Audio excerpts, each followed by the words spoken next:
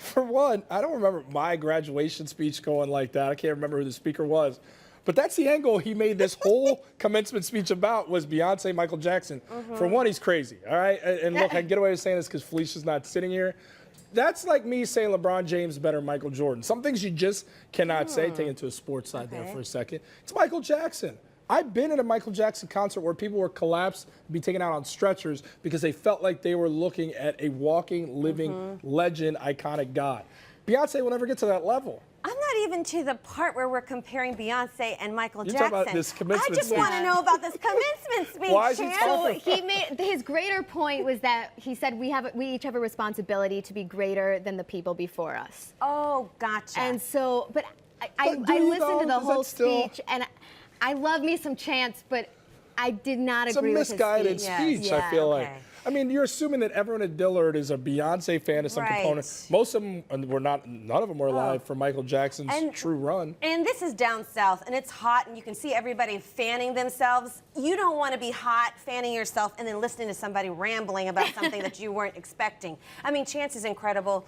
Awesome work as an artist, and then also everything he does for our city. But he's like way too young to be acting like Quincy Jones and rambling about people. Well, luckily he's not rambling like Quincy's been rambling. He'd be in a lot more trouble. That was my question. Do you think he's too young to give this commencement speech? Like, I almost think that was the problem. Well, I'll tell you what.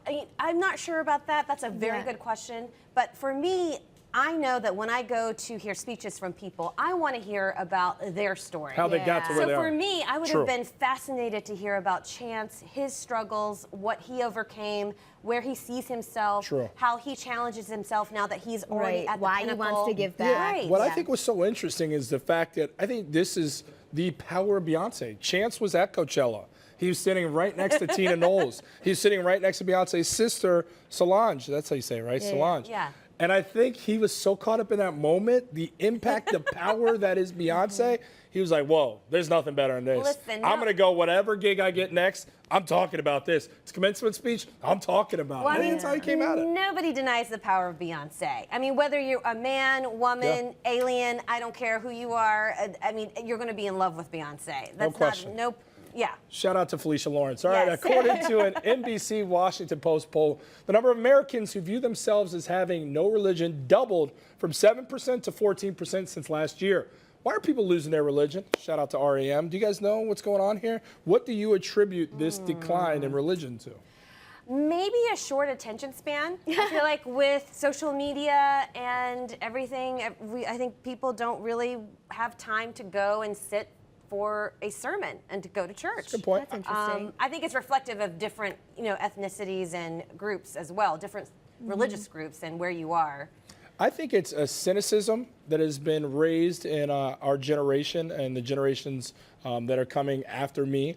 I think people look at it and say, can I really be faith-based with all the things surrounding me in the world? I also think the increase in spirituality has a big part in this. I think more people identify themselves as spiritual, whether it be through meditation. Yoga's become a huge thing. And I think people feel like they get their fill mentally from something like that, as opposed to the traditional aspect of going to church, going to temple, and praising whomever the higher power that you may see is. Interesting. I didn't think about that. I always felt like, especially for millennials, but although this is happening across all age groups, all races, all ethnicities, but for millennials, I felt like it was that a lot of us are socially liberal, and religion sometimes is more conservative in those social values, and so people were shying away from it because they didn't agree with those. Sure. And they sort of, I guess, like you're saying, find their own sort of religion, because people still believe in God in the same way, I think.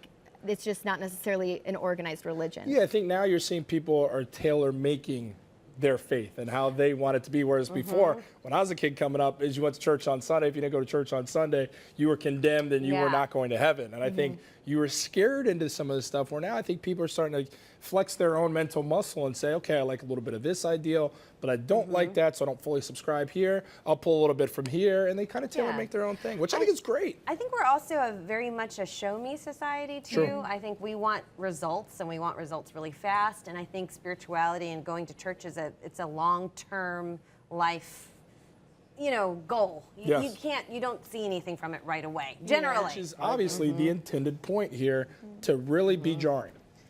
I think it makes its intended point to really be jarring. Yeah. By the way, this is a Chicago Sun-Times pick and story by Alice Bagzieri. I hope I said your name right, Alice. But anyway, no, but I think that's what artists are supposed to do. I mean, we're just coming off of Childish Yes. Gambino's music video, which was really powerful, and it's really stuck with me because of the imagery within it attached to the lyrics. I think in nowadays society, you talk about attention span, you really got to capture people. And I think if you're walking down the bustling streets of Chicago, that stops, provokes thought, and maybe impacts some change. I'm 100% with you. I believe in complete freedom of expression when it comes to art.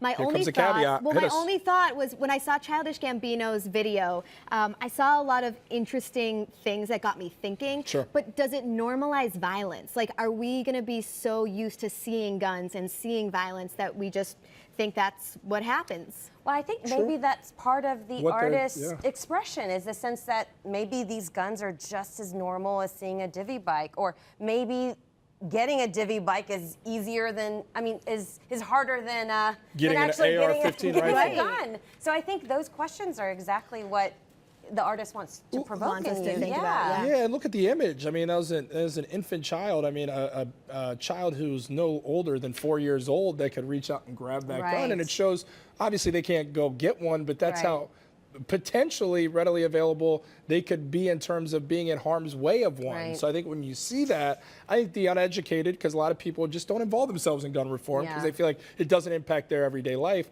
I think if you're touched on that, I think it opens potentially more conversation with people that aren't having that conversation. But I think you bring up a good point too, Danielle, in the sense of, as a parent, seeing that photo, if you are a parent and that's your daughter, how do you strike up that conversation? And then is that something that maybe a child of her age should see? So yeah. Yeah, I still think art should exist no matter what.